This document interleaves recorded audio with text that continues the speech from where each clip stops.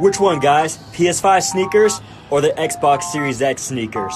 I can't decide. Which one? Or would you guys pick both?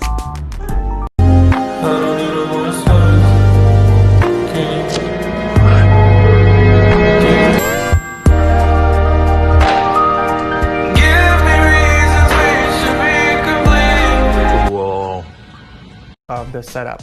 To the left of the main setup is a massive collection of over 500 Funko Pops, which are sitting on custom-made shelves, each with its own RGB strip going across the tempered glass. On the opposite side, he has another custom-made wall shelf that starts from the right side of the room and pretty much just wraps around the entire room. There are over 70 exclusive limited edition statues and collectibles on those wall shelves, and each section has a recessed light to give each collectible a spotlight. But what I like most about the shelves are the custom LED strips behind it, which are all connected and controllable using a smartphone. Even some of the lights in the ceiling. Now on the opposite side of his main setup is the gaming only setup, which has its very own custom PC rocking an 8700K, 32 gigs of RAM, and the Gigabyte Aura's RTX 2080 Ti, which is mounted diagonally. I gotta say, I'm really digging those Royal RAM sticks in combination with that RGB 24-pin cable. There's just so much bling in that build. The PC is, I've noticed, like the holes he drilled for the monitors against the backboard. The original holes were left alone and it's visible from the sides, and an easy fix to this would be to use these white dot stickers to cover up the holes. Also, you would be getting the best possible sound if you just rotate the speakers slightly so that they are angled facing you. And finally, there are a few cables kind of visible when you're looking straight at the monitors, but that's just nitpicking small things that don't really matter.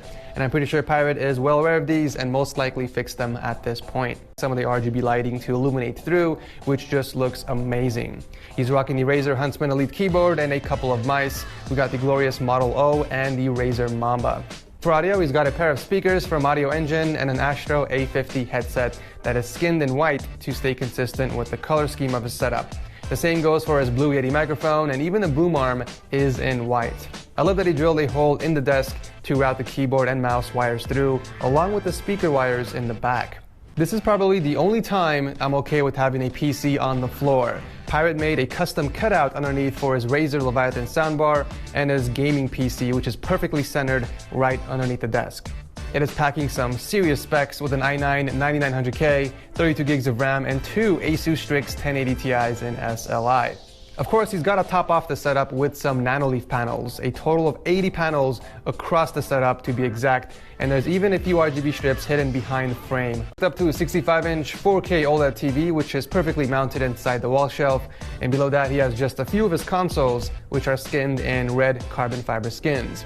Also, the two Nintendo Switches apparently are custom painted, and I gotta give Pirate some props for that statue of Guts on the left side. That thing looks so badass.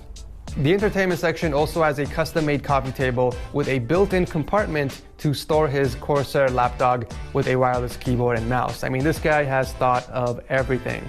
But of course, we are not done yet. On the right side of the entertainment setup is another custom-made wall shelf filled with 10 more PS4 Special Edition consoles, including the PlayStation, PlayStation 2, and the original PlayStation 3. I mean, seriously, wow. He even installed a wall shelf which he painted in black just to hold up his Wi-Fi router. I mean, the attention to detail is beyond anything I've seen on the show. Now, with all that said, there are a few slight imperfections